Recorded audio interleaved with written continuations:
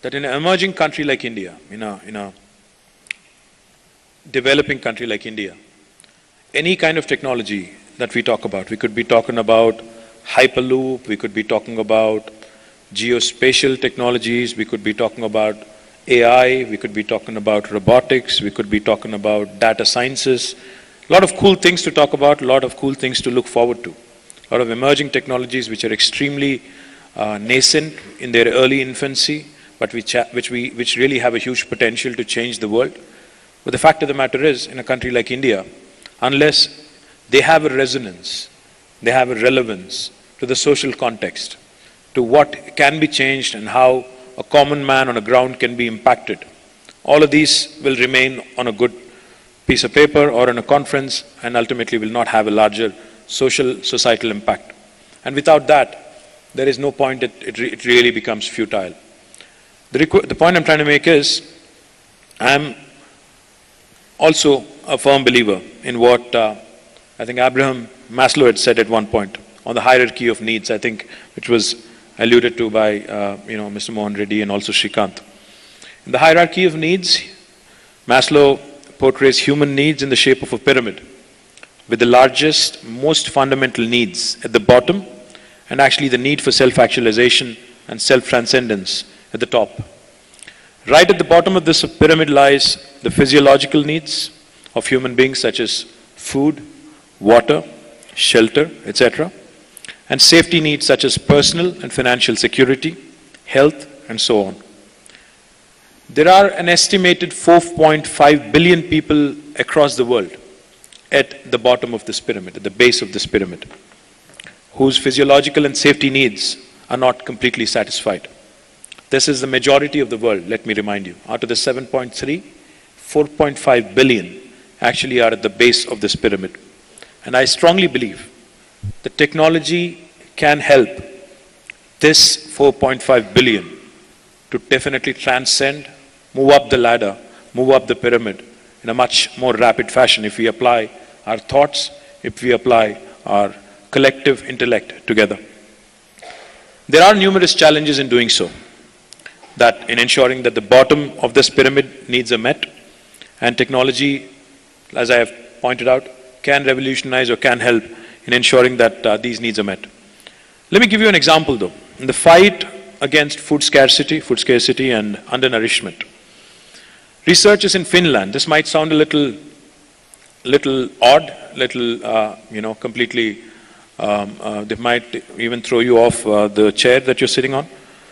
Researchers in Finland have discovered that you could create food from electricity. I don't know how many of you are aware of this. I wasn't till somebody pointed it out. They have created a machine that runs on renewable energy to produce nutritious single-cell proteins. The system is deployable in a variety of environments hostile to traditional agriculture, and future iterations might actually be able to produce food anywhere. We have our soldiers, Indian soldiers, guarding our frontiers in Siachen, in those really hostile environments. We could have, this technology deploy there, and we could have them raise, the kind of food they want right there. Or we could even have the most famine-stricken, drought-prone deserts, or even in space. We could leverage this technology and come out with something truly unique.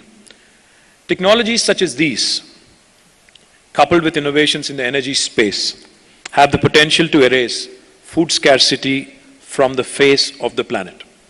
Now, this is something that's real. I'm not dreaming, I'm not talking out of thin air, I'm not even imagining, I'm not hallucinating. This is very much a real possibility and very much within the realm of our thinking, our intellect. But apart from these cutting-edge technologies, very futuristic technologies and futuristic world situations where we can solve all the world problems, I think incremental innovations which are by nature, by definition, more palpable, more understandable, more easy to consume, can also drive a large social impact. And governments, such as the government of Telangana, government of India, can certainly also leverage incremental innovations to solve a few of the problems, few of the challenges that we encounter. For example, in education, in the space of education, which Mr. Mohan Reddy spoke about so very passionately. We in Telangana have started a large school digitization program covering about 3,000 schools. We call this TS Class. Children in the remotest of villages now benefit from the best digital content, ensuring uniform quality of education is provided across the state. This is transmitted through satellite or internet based on individual circumstances of the schools. Now, coupling this with T-Fiber. In fact, many of you may have seen the technology demonstration network that we have set up in the hall next door, the T-Fiber Technology Demonstration Network, where we have brought together 4 villages, which are, I think, an hour away from here. We have connected the homes there, we've connected the primary health care center, we've connected the school, we've connected the village panchayat. And I believe by the end of this year, once the 10 million homes in Telangana are completely wired by a 15 Mbps broadband connection, and where all these institutions, the panchayat, the PHC, and also the school are also equipped with a 1 Gbps connection, it is going to be a game changer.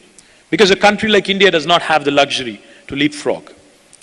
We cannot be called a third world country forever. We do not want to be called a third world country forever. We need to have the aspiration to not leapfrog, but pole vault.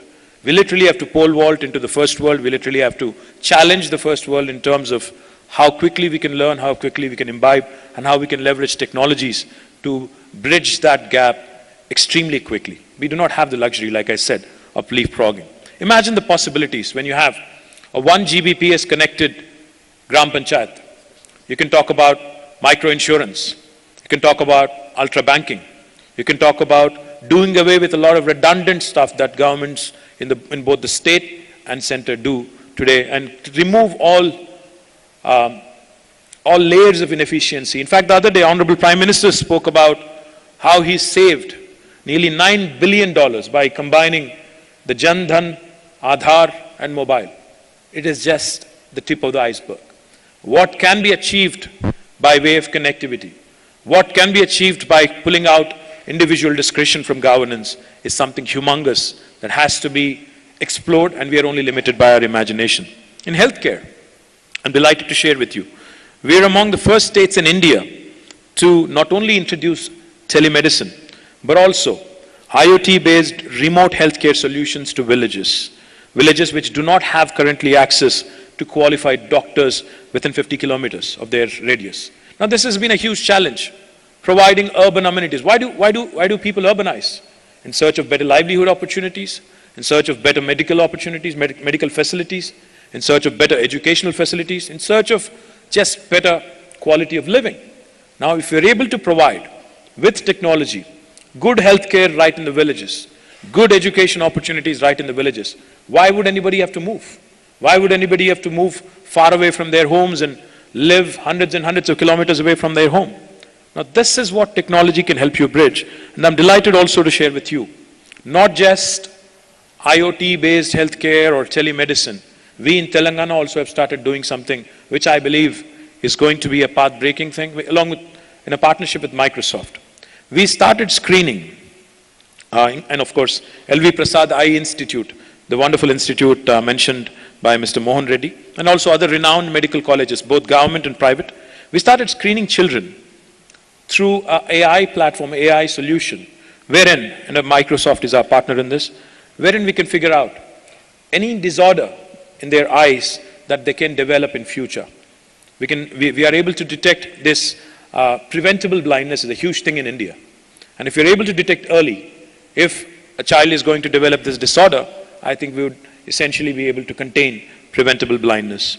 Also in agriculture, in fact, I spoke about it yesterday, Devjani was there, and we had Chandrasekhar ji and others, when we actually collaborated on the Center of Excellence for Data Sciences and AI. AI can be a potential game changer even for agriculture. If we are able to combine artificial intelligence and machine learning and couple this with predictive analytics, we could provide amazing solutions to our farmers. We could tell them what is the pest that is infecting their crop. They don't have to run to a scientist. They don't have to run to an agriculture extension officer. They should be able to leverage technology, take a picture from their smartphone, send it to a specific number or email, and get a solution right then and there within a matter of few seconds. And the results, that incremental innovation in these basic sciences, basic fields, education, health, agriculture, which are extremely important to the context of India, are something that are only truly outstanding. It might sound to you like I'm being extremely unconventional in asking the private sector to look at a business opportunity in this space, in social innovation, rural innovation. The fact of the matter is, social and rural innovation also pays, and pays rich dividends. It has a great return on investment linked to it. I'm not asking you to do charity. That's the last thing I would want private sector to do. Of course, I want you to do CSR and do a bunch of other things and work with my government pro bono on all the things that you want to do. I would want to be the pilot, and Telangana can help you, as long as you're not charging me a dime. But I would also appeal to you and urge you to look at the possibility of investing in these two sectors, because they also pay you well, and they're also going to get you rich dividends, and it's a huge business opportunity as well. Because as long as you're able to find the right technology and the right fit, it is going to really pay you off. I'm sure not just the government of Telangana, but governments across the world would lap it up, would love to get these technologies, and would love to really make sure that their citizens get those huge value adds from these incremental innovations that we're talking about. I'd like to conclude by saying that technology has a potential to make significant social impact, as we have seen numerous times in the past, and I believe that it will continue to do so. But lastly, I would say this. There's always been a huge disconnect between the three important entities in our society: government, private sector, and the individuals that form the core of the society, and the people that are at the bottom of the pyramid. The one thing I believe in strongly is that a lot of people tell me when they deal with government of Telangana that we actually think like a corporate, we actually work like a private sector, which we do, and we take pride in that. We call our state a startup state. We take a lot of pride in thinking in a very agile fashion. Myself, Jayesh, my entire team, and also our Honorable Chief Minister and our entire cabinet and entire administration does work like a corporate in a very, very professional manner. But I think time has come for also private sector to start thinking a bit like government. I'm not saying that you should get caught up in red tape and things like that. I'm saying you should also have a social angle to what you do. I'm saying you should start thinking about the welfare of the milieu, welfare of the local ecosystem, the country that we live in, the technologies and how they can be put to effective use. And only when a government is able to think like private sector, and only when a private sector also starts thinking by putting on the hat of social reform and social innovation and social change, and combine that by inspiring confidence in the individuals that form, like I said, either the bottom of the pyramid or the core of the society, then we would have a tripartite conversation, a seamless conversation, which will most certainly help us change the society with good technological disruptions and good technological interventions. Thank you very much for this opportunity. I wish NASSCOM all the very best.